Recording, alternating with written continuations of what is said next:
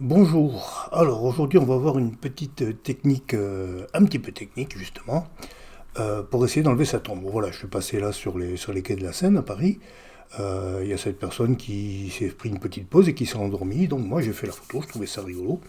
Sauf qu'il y a ce poteau. Alors bon, je pouvais pas trop lui demander de se rendormir un peu plus loin. On va voir comment on peut faire pour supprimer cette ombre. Alors, si on réfléchit, ben en fait, la différence entre ici et ici, c'est juste une différence de luminosité. La teinte est la même, la saturation est la même, mais c'est pas la même luminosité. Alors, si on arrive à rattraper la luminosité, à remonter la luminosité dans la partie de l'ombre, eh ben, on retrouve la même chose qu'à côté. Donc, pour faire ça, on va créer une courbe. Et avec la pipette, là, je vais me promener. Regardez les valeurs qu'il y a ici, entrée et sortie. Surtout sortie quand je me promène sur la photo. Voilà. Là, on voit que là, il y a des valeurs qui sont aux alentours de 139, 140, 142, voilà. Et si je prends la même chose dans l'ombre, j'ai 100, 101, 102, bon, voilà. Alors, je clique là pour fixer le point.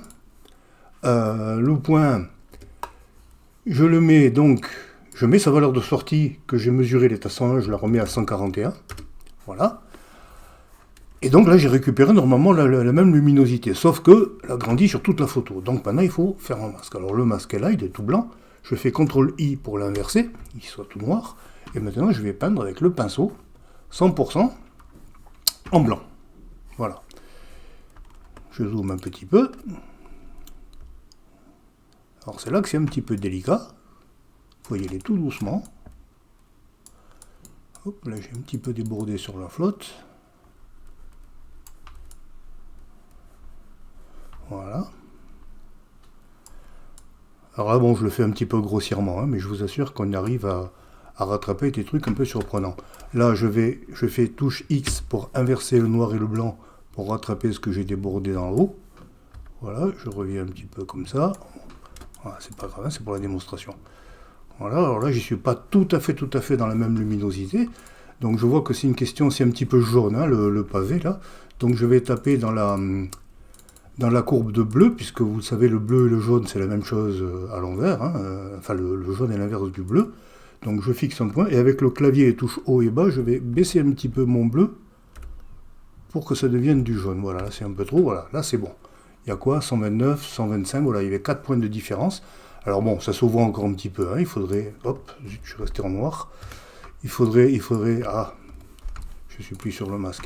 Il faudrait chipoter, mais franchement, c'est possible d'enlever une ombre. Alors, il y a des techniques plus efficaces, hein, pour notamment une technique qui s'appelle la séparation de fréquences, qui est beaucoup plus efficace et beaucoup plus complète pour effacer les ombres, et beaucoup plus complexe aussi. Mais voilà, pour faire un truc rapide, c'est suffisant, et on peut faire des petits miracles. Je vais vous montrer une photo. Voilà, ça c'est un point de vue classique de la ville de Carcassonne, la cité de Carcassonne.